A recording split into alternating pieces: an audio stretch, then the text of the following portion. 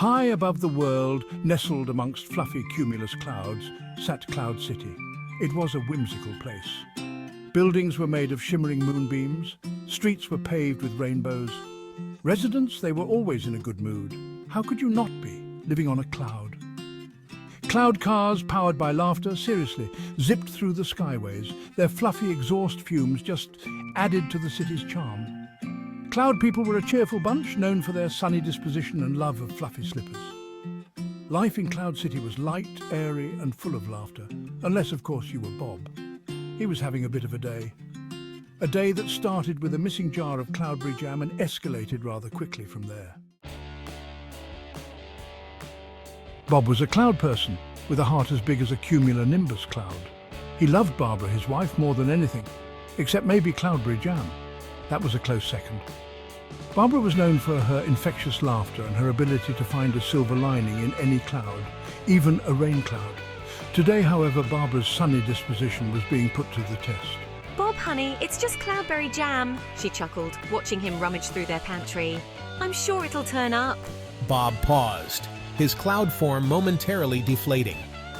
But today's National Cloudberry Jam Day. I need it for my toast. He let out a dramatic sigh. It's tradition. Barbara patted his arm reassuringly. Don't worry, dear. We'll find it. Besides, there's more to life than cloudberry jam. Bob gasped, his cloud form billowing outwards in mock offense. Barbara, don't say that. You know how much I love my cloudberry jam. Barbara just laughed, the sound like wind chimes in a gentle breeze. The search for the missing jam took on epic proportions.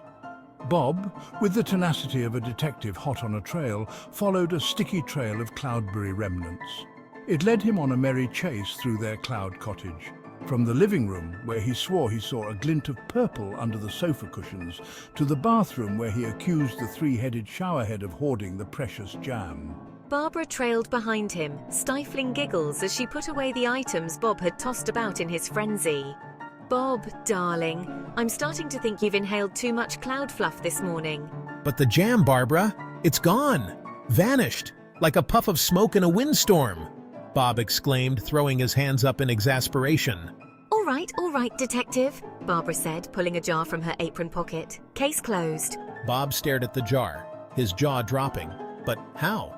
Barbara winked. Let's just say I know a thing or two about your sweet tooth. Life in Cloud City wasn't always smooth sailing. Take, for instance, the time Bob tried to surprise Barbara with a new cloud car. He'd spent weeks picking out the perfect model, a sleek sky blue convertible with fluffy dice hanging from the rearview mirror. Surprise, honey, Bob announced proudly, gesturing towards the car. Barbara tilted her head, her brow furrowed. What's this, Bob? Did we order a new rain cloud? We already have one, you know. Bob blinked. Rain cloud? Barbara, this is a car, a Cloudmobile 4000, the latest model. Barbara's confused expression deepened. A Cloudmobile? What now? Bob, are you feeling all right? Maybe you need to lie down and have some of your cloudberry jam. It turned out that Bob, in his excitement, had forgotten about Barbara's occasional difficulty with Cloudese, the local dialect.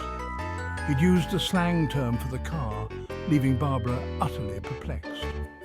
It took a while, and a lot of hand gestures, for Bob to explain that he hadn't bought a rain cloud, but a symbol of their love and his eternal devotion. Barbara, once she understood, laughed so hard she almost floated away. Fashion faux pas. When cumulus collides with couture. Cloud City had its own unique fashion sense. Think flowing fabrics, pastel colours and accessories that sparkled like the Milky Way. Bob, bless his heart, wasn't exactly known for his fashion prowess. He was more of a comfort over style kind of cloud. So, when the annual Cloud Ball rolled around, Barbara was determined to give her husband a makeover. His discomfort was evident as they arrived at the ball, he in his ill-fitting suit and Barbara radiant in a gown that resembled a sunset. You look lovely, darling. Bob, mortified, tripped over his own two fluffy feet and went tumbling into a nearby refreshment table. As Bob lay sprawled amongst the wreckage covered in punch and shrimp puffs, he could only groan. Well, at least you made a memorable entrance. Section 6. Pet Problems, a three-headed puppy. One of Barbara's dreams was to have a pet. Not just any pet, mind you, but a cloud pup. These fluffy creatures were notoriously mischievous, known for their love of chasing rainbows and leaving trails of glitter wherever they went. Bob, ever the doting husband, finally caved to Barbara's pleas. They adopted a cloud pup they named Sparky. Only Sparky turned out to have 3 heads, which made walks interesting to say the least. Heel, Sparky, all 3 of you. Bob would yell as the 3-headed pup pulled him in 3 different directions. Sparky's favourite activity was chasing rainbows. Unfortunately, cloud pups, especially 3-headed ones, weren't known for their grace.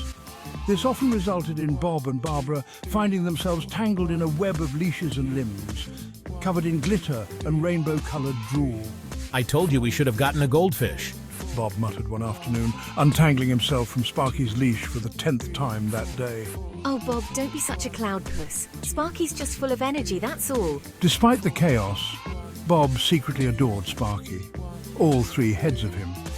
He even started carrying a spare pocketful of rainbow treats just for his furry 3-headed friend. Section 7. Dinner disaster, exploding soufflé strikes again. Bob fancied himself a bit of a chef. Emphasis on fancied. His culinary skills were, to put it kindly, unpredictable. He could whip up a mean batch of cloudberry pancakes, but anything more complicated than that was a recipe for disaster. Take, for instance, my attempts at